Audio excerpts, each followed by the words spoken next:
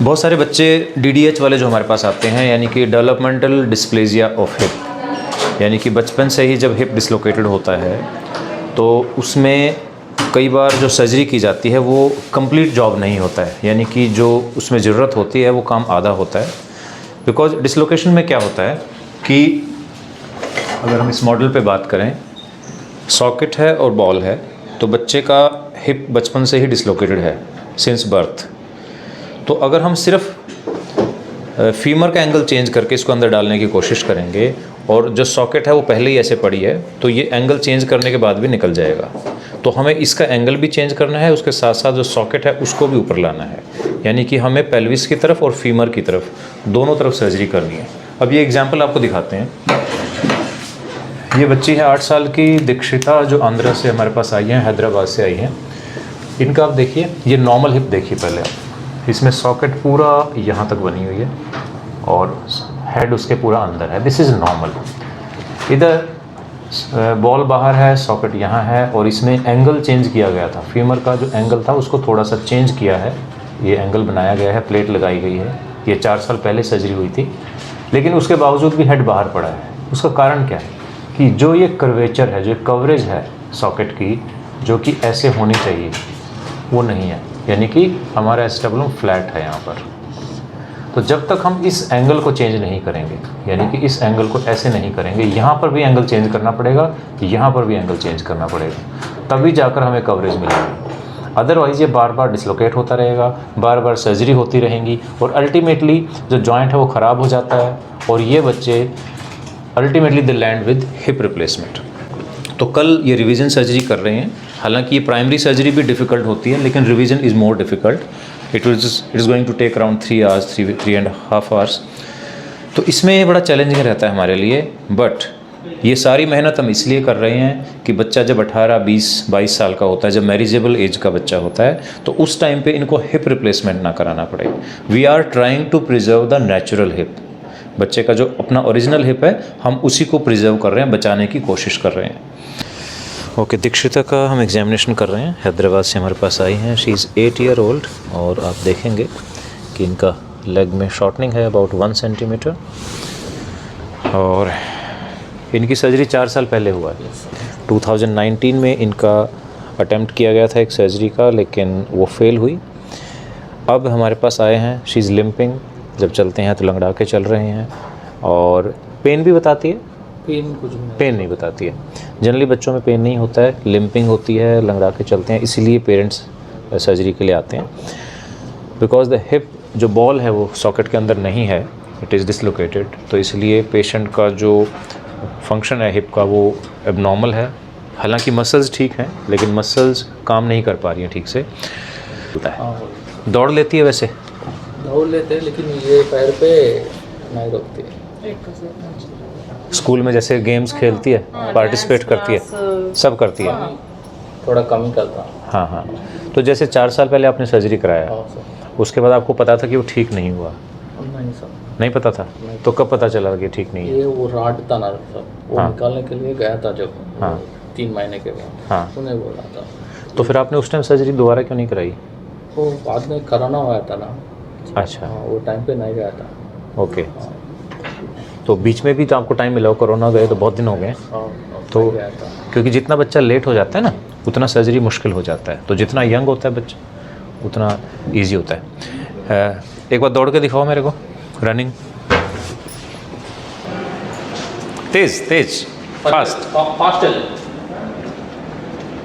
You can see the limping and it is putting stress, Tej, putting stress on her spine and the opposite limb. एक बार फिर, तेज। तो इतना ही तेज दौड़ती है, इसे तेज नहीं दौड़ पाती। ठीक है ठीक है ठीक है।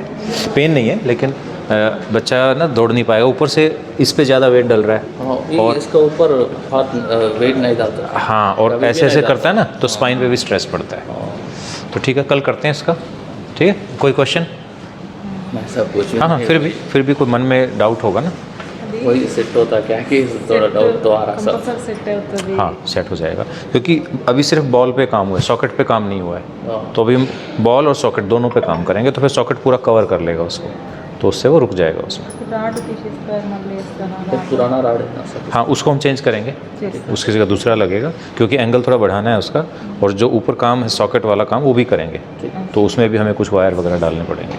కొంచెం నడక కొంచెం తేడా ఉంది కదా थोड़ा डिफरेंट आ रहे ना वो लेग लेंथ ना, हाँ वो बराबर हो जाएगा। बराबर हाँ, लेकिन पूरा ठीक होने में 3 से 4 महीने लगेंगे। 3 से 4 ठीक है, यानी कि रनिंग के लिए 6 मंथ। ये थोड़ा डिफरेंट दिखता है। हाँ, एंगल डिफरेंट है ना। हाँ हाँ, इसका ड्रेस बैक साइड उधर टर्न करो। ये है ना, हाँ हाँ क्योंकि उसका लेग छोटा है तो उसलिए पेल्विस इधर नीचे हो गया है, हाँ इधर ऊपर है, ये ऐसे है। हाँ ठीक है, और ये पुरानी सर्जरी का निशान है। हाँ ठीक है, ओके। दीक्षिता का सर्जरी के 6 हफ्ते के बाद का हम एक्सरे देख रहे हैं। तो इसमें आप देखेंगे कि हमने क्या क्या चेंज किए हैं। पहले ये जो बॉल है, जो हेड है, ये जो आपको यहाँ दिखाई दे रहा है, ये पहले यहाँ पर था, और जो एसिटाबुलम था वो बिल्कुल ऐसे फ्लैट था। तो हमने उसका एंगल चेंज किया। अगर आप कंपेयर करें इस साइड से तो एसिटाबुलम की ये शेप होनी चाहिए, लेकिन जो हमारी शेप थी वो इस तरह से थी, यहाँ तक ऐसे फ्लैट था ये, और बॉल बाहर जा रही थी बार बार।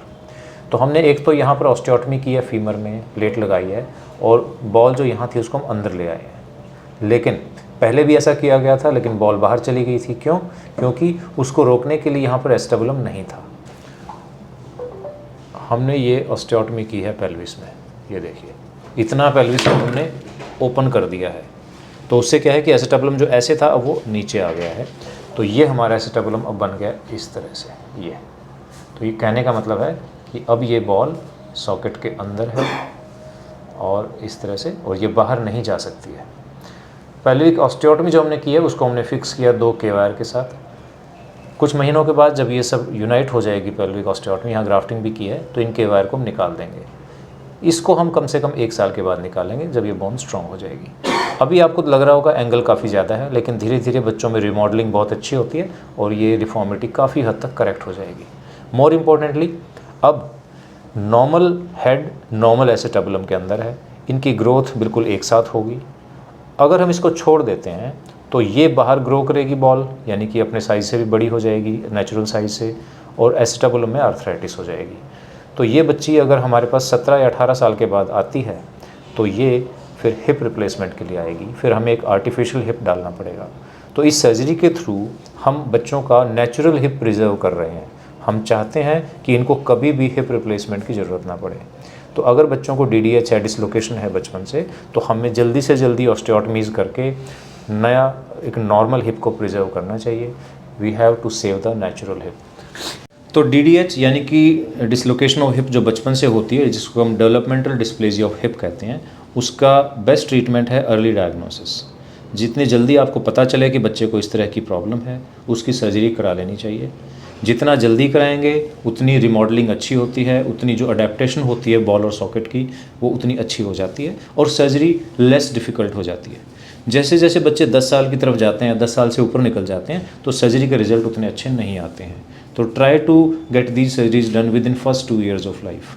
लेकिन अनफॉर्चुनेटली ज़्यादातर बच्चे हमारे पास 5 साल या उसके बाद आते हैं।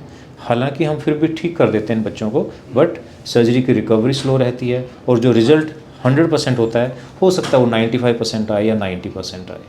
तो दोस्तों, बच्चे अगर लंगड़ा रहे हैं, बच्चे के पैर छोटा है, लिम्प करके चल रहे हैं, आपको ज़रा भी अबनॉर्मलिटी लगती है, तो प्लीज़ अपने आसपास ऑर्थोपेडिक सर्जन से मिलें, एक्सरेज कराएं, and make a early diagnosis and proper treatment.